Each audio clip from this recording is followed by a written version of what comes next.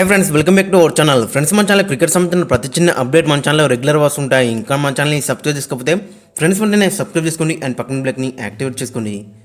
And అది ఇంకా మన వీడియోని లైక్ చెప్తే ఫ్రెండ్స్ వెంటనే లైక్ చేసి మన వీడియోలోకి అయితే ఎంట్రీ ఇద్దాం. ఫ్రెండ్స్ తప్పకుండా లైక్ చేయండి. లైక్ చేస్తే మన వీడియో మార్కెట్కి ఫాస్ట్గా రీచ్ అవుతుంది. ఇక టీమిండియా బౌన్స్ బ్యాక్ అయ్యింది. మామూలుగా కాదు, ఒక రేంజ్లో. ఇక జింబాబ్వేతో రెండో టీ20లో భారీ విజయాన్ని అందుకుంది టీమిండియా. ఏకంగా 100 పరుగుల తేడాతో విజయాన్ని అయితే అందుకుంది. ఫస్ట్ మ్యాచ్కి ఈ మ్యాచ్కి మనం అక్కడ చూసుకుంటే మరి ఫస్ట్ మ్యాచ్లో మన బ్యాట్స్మెన్స్ అందరూ కూడా మరి వికెట్ని అయితే పారేసుకున్నారు.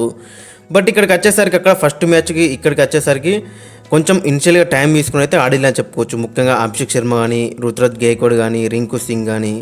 బట్ అక్కడ ఫస్ట్ మ్యాచ్లో మనం చూసుకుంటే మరి వాళ్ళే వికెట్స్ అయితే సమర్పించుకున్నారు. బట్ ఈ సెకండ్ టీ20లో మరి ఇనిషియల్గా కొంచెం టైం తీసుకొని తర్వాత అయితే మొదలు పెట్టిల్లు మరి అక్కడ మనం ఎగ్జాంపుల్ అభిషేక్ శర్మను చూసుకుంటే మరి అభిషేక్ శర్మ ఫస్ట్ 50 వచ్చేసి 33 బాల్స్లో వచ్చింది.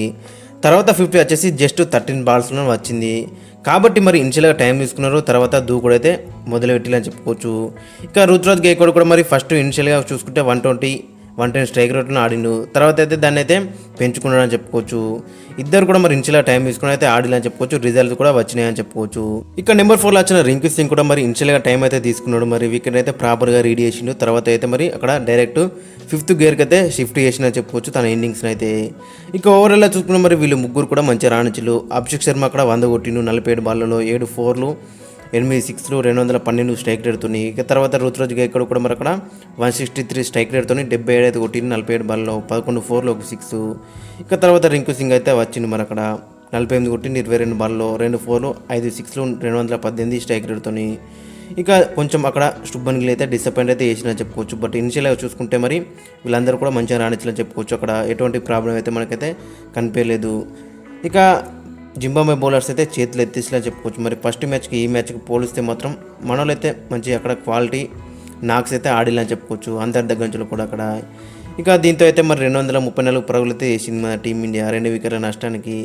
ఇక 235 పరుగుల లక్ష్యంతో బ్యాటింగ్కు దిగిన జింబాబ్వే 18.4 ఓవర్లలో అక్కడ 134 పరుగులకే ఆల్అవుట్ అయ్యింది. ఇక మన బౌలర్స్ విషయానికి వస్తే మరి అక్కడ Mukesh Kumar first break through అయితే ఇచ్చిండు. అక్కడ 3 వికెట్లు తీసుకున్నాడు. కొన్ని ఎక్కువ రన్స్ ఇచ్చినప్పుడు కూడా 3 వికెట్లే తీసుకున్నాడు. ఇక ఆవేష్ ఖాన్ కూడా 3 వికెట్లే తీసుకున్నాడు. మంచి ఎకనామికల్ కూడా వేసినా చెప్పుకోవచ్చు. 3 ఓవర్లకి 15 రన్లు మాత్రం ఇచ్చిండు, 3 వికెట్లే తీసుకున్నాడు 5 ఎకనామీతో. ఇక రవి బిష్ణోయ్ మరి లాస్ట్ మ్యాచ్లో ఎక్కడైతే ఫినిష్ చేసిండో మరి ఇక్కడ కూడా అదే కంటిన్యూ అయితే చేసిండు. మరి ఇతను కూడా మరి అక్కడ 2 వికెట్లే తీసుకున్నాడు, మరి ఎకనామికల్ అయితే వేసినా చెప్పుకోవచ్చు. 4 ఓవర్లకు జస్ట్ 11 రన్స్ మాత్రం ఇచ్చిండు 2.8 ఎకనామీతో. ఇక సుందర్ కూడా మరి లాస్ట్ మ్యాచ్లో ఎక్కడైతే స్టాప్ చేసిండో మరి ఇక్కడ కూడా అదే కంటిన్యూ చేసిండు. అక్కడ మరి 4 ఓవర్స్ 28 రన్స్ అయితే ఇచ్చిండు, 1 వికెట్ అయితే తీసుకున్నాడు 7 ఎకనామీతో. ఇక అభిషేక్ శర్మ అండ్ రియాన్ పరాగ్ అయితే మరి అక్కడ మిగతా 4 ఓవర్లు అయితే వేసినా చెప్పుకోవచ్చు. 5th బౌలర్ కోట్ అనేది వాళ్ళు కూడా డీసెంట్గా రాణించినా చెప్పుకోవచ్చు. ఓవరాల్గా చూసుకున్న మరి ఫస్ట్ మ్యాచ్కి ఈ మ్యాచ్కి పోలిస్తే మాత్రం అక్కడ కొంచెం మనలో అయితే మెచ్యూరిటీ అయితే చూపెట్టిలని చెప్పుకోవచ్చు ఈ మ్యాచ్లో అయితే. ఇక దీంతో 5 మ్యాచ్ల టీ20 సిరీస్లో 1-1తో ఈక్వల్గా ఉన్నారని చెప్పుకోవచ్చు. ఇక నెక్స్ట్ మ్యాచ్ వచ్చేసి జూలై 10న జరగబోతుంది ఇదే వెన్యూలో. ఇక ఈ మ్యాచ్కి మన టీం యొక్క కాంబినేషన్ ఒకసారి మనం చూసుకుంటే అక్కడ ముఖ్యంగా మనం చూడాల్సింది శివం దూబే, సంజు శాంసన్ అయిన జేసులు అయితే తిరిగి వస్తున్నారు. కాబట్టి మరి వాళ్ళకు ఛాన్స్ అయితే ఖచ్చితంగా ఉంటుంది. బట్ అక్కడ మనం చూసుకుంటే జేసులకి అయితే కొంచెం కష్టం అని చెప్పుకోవచ్చు. ఇక మిగతా ఇద్దరికైతే ఛాన్స్ అయితే ఉండొచ్చు ప్లేయింగ్ లెవెన్లో, సంజు శాంసన్కి అండ్ శివన్ దూబేకి అయితే. మరి వాళ్ళిద్దరు కూడా ప్లేయింగ్ లెవెన్లో ఆడే అవకాశం అయితే మనకు కనిపిస్తుంది ఖచ్చితంగా అక్కడ. ఇక సంజు శాంసన్ అయితే నెంబర్ 4లో ఆడతాడు, శివన్ దూబే అయితే మరి అక్కడ నెంబర్ 6 ఆర్ నెంబర్ 7లో ఆడే అవకాశం అయితే మనకు కనిపిస్తుంది. ఇక ఓపెనర్స్ అక్కడ చూసుకుంటే మనకి శుభ్మన్ గిల్ అండ్ అభిషేక్ శర్మ అయితే కంటిన్యూ అయితే అవుతారు. మరి శుభ్మన్ గిల్ అయితే 2 మ్యాచ్లు కూడా చాలా డిసప్పాయింట్ చేసింది. ఇక ఫస్ట్ మ్యాచ్లో 30 కొట్టినప్పుడు కూడా అంత కాన్ఫిడెంట్ అయితే మనకి కనిపించలేదు. ఇక సెకండ్ మ్యాచ్లో మనం చూసుకుంటే మరి 4 బాల్లో 2 అయితే కొట్టిండు. ఖచ్చితంగా మరి ఇతనికైతే కొంచెం అక్కడ కెప్టెన్సీ ప్రెజర్ అయితే మనకైతే కనిపిస్తుంది. మనం చూడాలి మరి ఈ థర్డ్ మ్యాచ్లో ఏ విధంగా కంబ్యాక్ చేస్తారనేది మనకైతే ఇంట్రెస్టింగ్గా కనబడుతుంది. ఇక మరోవైపు అభిషేక్ శర్మ మాత్రం తగ్గేదిలే అంటున్నాడు. ఫస్ట్ మ్యాచ్లో డక్అవుట్ అయినప్పుడు కూడా సెకండ్ మ్యాచ్లో మరి మంచి కంబ్యాక్ అయితే చేసిందని చెప్పుకోవచ్చు. లాస్ట్ మ్యాచ్లో మనం చూసినాక ఏ విధంగా విధ్వంసం క్రియేట్ చేసిండు. అక్కడ మరి 100 అయితే కొట్టిండు 47 బాల్స్లో, 7 4s, 8 6s, 212 స్ట్రైక్ రేట్తో అక్కడ. ఇక ఫస్ట్ మ్యాచ్కి ఈ మ్యాచ్కి అక్కడ మనం పోలిస్తే ఫస్ట్ మ్యాచ్లో అయితే మరి అగ్రెసివ్గా ఆడిందని చెప్పుకోవచ్చు. మరి ఫస్ట్ బాల్ నుంచి అటాక్ అయితే వేసింది. బట్ ఇక్కడికి వచ్చేసరికి కొంచెం ఇనిషియల్గా టైం తీసుకొని అయితే ఆడిందని చెప్పుకోవచ్చు. పిచ్ని అయితే బరోబర్ రీడ్ చేసి అక్కడ ఆడిందని చెప్పుకోవచ్చు.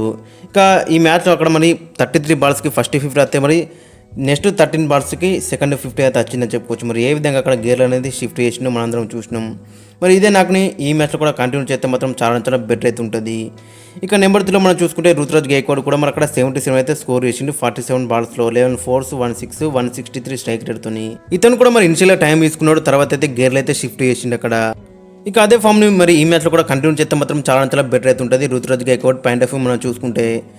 ఇక నెంబర్ 4లో మనం చూసుకుంటే సంజు శాంసన్ ఖచ్చితంగా ఈ మ్యాచ్ ఆడే అవకాశం అయితే మనకు కనిపిస్తుంది. మరి చూడాలి మరి ఏ విధంగా రాణిస్తారన్నది.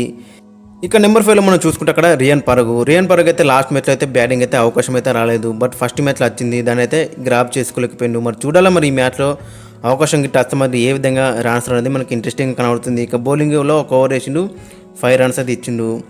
ఇక డీసెంట్ రాణించిందని చెప్పుకోవచ్చు మరి బౌలింగ్లో అయితే. ఇంకా ఇంకొక ఓవర్ కూడా కంటిన్యూ చేస్తే మాత్రం చాలా చాలా బెటర్ అయితే ఉండేది అక్కడ.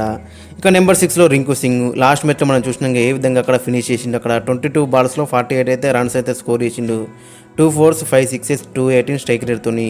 మరి ఈ మ్యాచ్లో కూడా అదే కంటిన్యూ చేయాలని మనం అందరం కోరుకుందాం. ఇక నెంబర్ 7లో శివన్ దూబే మరి లాస్ట్ వరల్డ్ కప్లో మనం చూసినాక ఏ విధంగా రాణించిండు అక్కడ, ముఖ్యంగా ఫైనల్ మ్యాచ్లో కూడా మంచి కాంట్రిబ్యూషన్ అయితే ఇచ్చిండు. మరి ఇక్కడ కూడా అదే కంటిన్యూ చేస్తే మాత్రం చాలా చాలా బెటర్ అయితే ఉంటుంది. ఇక బౌలింగ్లో కూడా ఇతనికైతే ఛాన్స్ అయితే దొరకవచ్చు ఇక్కడ. మరి రెగ్యులర్గా 4 ఓవర్ అయితే గిట్టం చాలా చాలా బెటర్ అయితే ఉంటుంది. మరి చూడాలి మరి ఏ విధంగా రాణిస్తున్నది.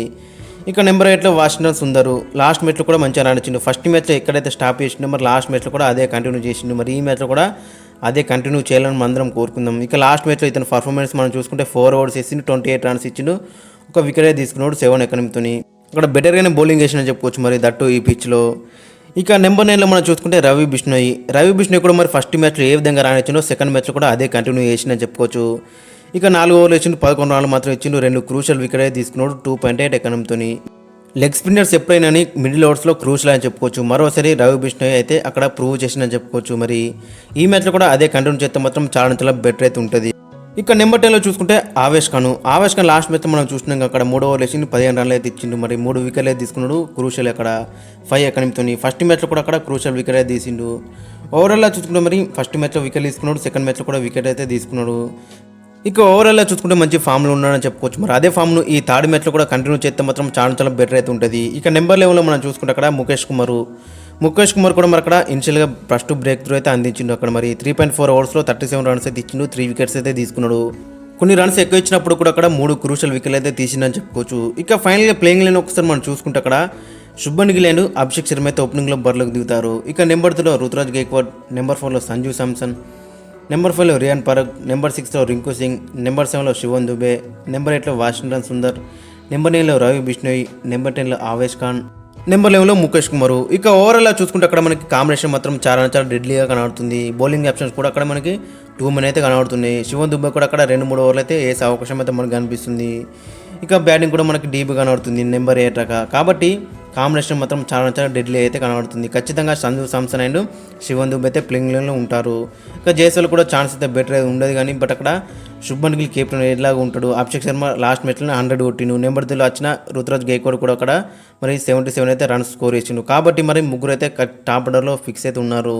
ఇక నెంబర్ 4లో సంజు శాంసన్ ఆడతారు. కాబట్టి మరి అక్కడ జైస్వాల్కి అయితే ఛాన్స్ అయితే రాకపోవచ్చు. ఓవరాల్గా చూసుకుంటే మరి కాంబినేషన్ మాత్రం చాలా చాలా బెటర్ అయితే కనబడుతుంది. ఫ్రెండ్స్, మరి మీ యొక్క ఒపీనియన్ అయితే కింద కామెంట్స్ అయితే మెన్షన్ చేయండి, అండ్ మీ యొక్క ప్లేయింగ్ లైన్ కూడా కింద కామెంట్స్ అయితే మెన్షన్ చేయండి.